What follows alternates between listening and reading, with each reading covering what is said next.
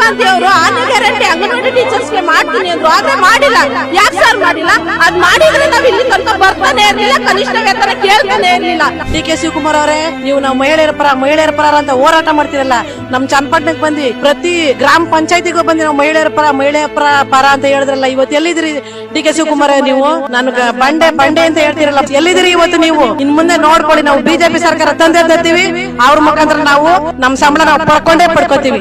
ಯಾರು ಬಂದಿಲ್ಲ, CM Siddaramaiah sir ಬಂದಿಲ್ಲ, ನೋಡ್ಲಿಲ್ಲ ಏನಿದೆ ಹೆಂಗಿದೆ, ಎಲ್ಲರಿಗೆ ಆರೋಗ್ಯ ಕಟ್ಟಾಗ್ತಾ ಇದೆ. ನಾವು ಕನಿಷ್ಠ ವೇತನ ಕೇಳ್ತಾ ಇರೋದು, ಮಾಡ್ತಾ ಇರೋದು ಕೆಲಸಕ್ಕೆ ಕೂಲಿ ಕೇಳ್ತಾ ಇರೋದು ಸರ್. ಸರ್ಕಾರ ನಮ್ಮ ಮೇಲೆ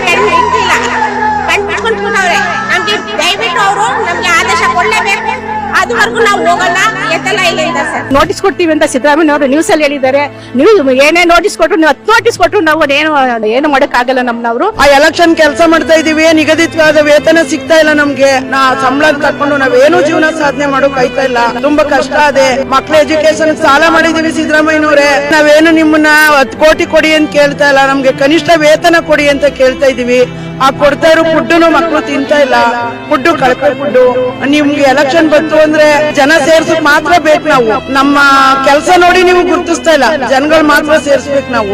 ನೀವು ತಿಳ್ಕೊಂಡಿರುವಂತ ಶ್ರೀಮಂತರಲ್ಲ ನಾವು. ನಿಮ್ ಸಂಬಳಗಳನ್ನ ಜಾಸ್ತಿ ಮಾಡ್ಕೊಳಕ್ ಹೋಯ್ತಾರೆ ಸಿದ್ದರಾಮಯ್ಯನವರೇ, ನಮ್ ಸಂಬಳ ಜಾಸ್ತಿ ಮಾಡಕ್ ಆಯ್ತಾ ಇಲ್ವೇ ಸಿದ್ದರಾಮಯ್ಯನವರೇ? ನಿಮ್ ಹತ್ರ ಇಟ್ಕೊಂಡಿದ್ದೀರಾ ಪಿಎಗಳು, ಅವ್ರಿಗೆ ಎಷ್ಟ್ ಬೇಕಷ್ಟು ಸಂಬಳ ಮಾಡ್ತೀರಿ. ಯಾವ್ದೇ ಸ್ಪಂದನೆ ಬಂದಿಲ್ಲ. 15,000 ಮಾಡ್ತೀವಿ ಅಂತ ಹೇಳಿದ್ರು, 15,000 ಅಂತ ನಮ್ದು ಆಶೆ ಭರವಸೆ ಅಷ್ಟೇ ಬಿಟ್ರೆ ಲಿಖಿತ ರೂಪದಲ್ಲಿ ಇಲ್ಲ. ಗುಜರಾತ್ ಸರ್ಕಾರದಲ್ಲಿ ಆದೇಶ ಆಗಿದೆ, ಕಾರ್ಯಕರ್ತರ ಕನಿಷ್ಠ ವೇತನ ಅಂತ ಆಯ್ಕೆ ಮಾಡಿದ್ದಾರೆ. ದಯವಿಟ್ಟು ನಮ್ಮ ಪರಿಸ್ಥಿತಿನ ಅರ್ಥ ಮಾಡ್ಕೊಳ್ಳಿ. ಇವಾಗ್ಲೂ ಸಹ ತಮ್ಮ ಮಕ್ಕಳುಗಳಿಗೆ ಒಂದ್ ಜೊತೆ ಬಟ್ಟೆ ತಂದುಕೊಡ್ಬೇಕು ಅಂದ್ರೆ, ಒಂದು ಹಬ್ಬ ಹುಣ್ಣಿಮೆಗಳಲ್ಲಿ ಒಂದು ಊಟ ಹಾಕಬೇಕು ಅಂದ್ರೆ ಕಷ್ಟ ಆಗ್ತಾ ಇದೆ. 10,000 ರೂಪಾಯಿ ನಾವು ಸಂಬಳ ತಗೊಂಡು, 11,000 ರೂಪಾಯಿ ಸಂಬಳ ತಗೊಂಡು ಮಕ್ಕಳಿಗೊಂದ್ ಜೊತೆ ಬಟ್ಟೆ ತೆಗಿಯೋಣ, ಒಂದು ಹಬ್ಬ ಮಾಡೋಣ, ಬಂದ ಇಂಟ್ರೆಸ್ಟ್ಗಳ ಒಂದು ಊಟ ಹಾಕೋಣ ಅನ್ನೋ ಪರಿಸ್ಥಿತಿ ನಮ್ಗಿಲ್ಲ.